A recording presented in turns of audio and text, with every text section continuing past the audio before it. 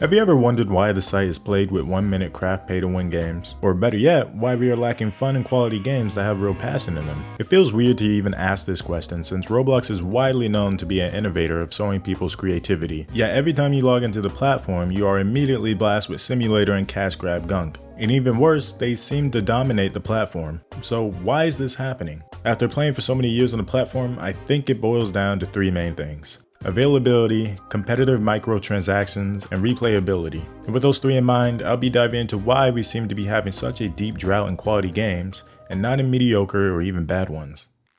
So if we take a look at the front page, you'll notice just how many uninspired or unoriginal games there are. From anime to simulators down to even horror games, there are thousands of them. Now name one that looks anything like this. Or this. You can't. On the platform nowadays, you'd be damn lucky if you can find yourself an original game after scrolling for 30 minutes straight. This is thanks to uninspired copycats and cash grabs being extremely easy to make and advertise, the exact opposite of how good projects and games are made. For example, let's take a look into a random popular game currently. This one just so happens to be a tower defense simulator. A decent niche, but let's see what makes this game so popular and unique. Well, nothing. Yet, we see the same game plastered 200 times, just with different skins. And I'm sure you can see why this one in particular is doing so well. These types of games ride off the backs of others and only make changes to what is popular at the time, like Skibbity Toilet and so forth. Now this isn't something we can really control since these games are obviously targeted to the biggest audience on the platform, kids, who will engage in anything with bright colors or anything that doesn't require your brain cells to power on.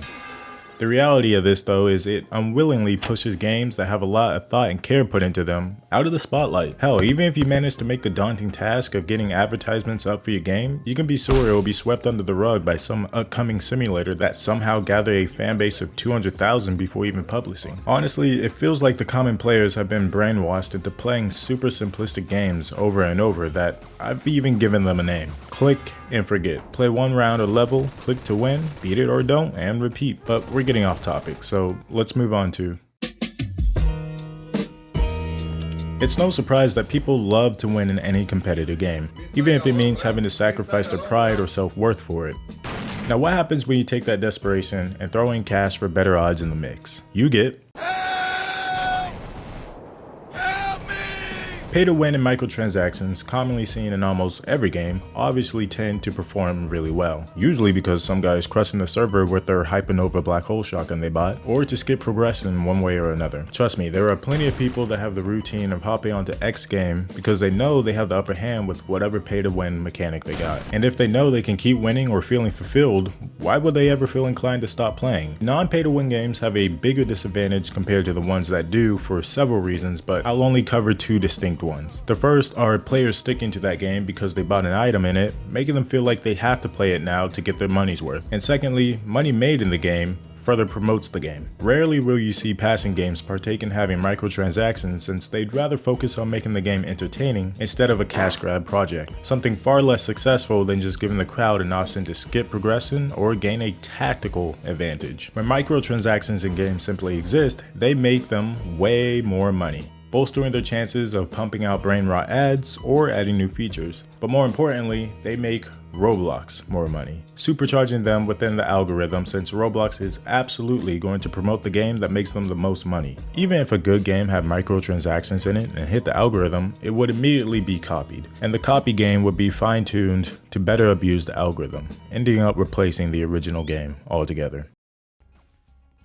Quite possibly the biggest issue here for all the wrong reasons. I don't know why, but most unique games struggle severely in this aspect. And it's not like it's the fault of the developers at all either. To brainstorm and create a unique and also interesting game is one hell of a feat. To make one and also keep the attention of the player and have them return for more is a whole nother thing. Most quality games that I ran into are usually in some type of testing stage like alpha or simply still in development. Something not ideal for keeping a returning player base, and it's a problem stemming from these games' usually incredibly short life cycle. While the game is being cleaned up, it's expected to already draw in at least a small fan base to support and follow along its development. This creates a healthy early environment for the game to stay afloat from support, resources, exposure, etc, etc. But for the past months or even years on this platform, that has been a harder and harder thing to achieve. And it almost feels like unique games are being punished in this aspect for being unique, due to big games currently running on the platform. They are meant to be short, simple, and easy because the player base currently thinks simple games are more interesting than complex ones, and easy games are even more fun than hard ones, even though the latter may be objectively more engaging than the other. On one side, we have a game anyone could just play by logging off their brain, and something that requires your attention span for less than 2 minutes at a time. Or maybe you just don't have a lot of time in your hands and you wish to play something simple. The simulator games are simply meant for replayability. On the other hand, we hop into any other game that you may play all the way through and thoroughly enjoy its mechanics and gameplay.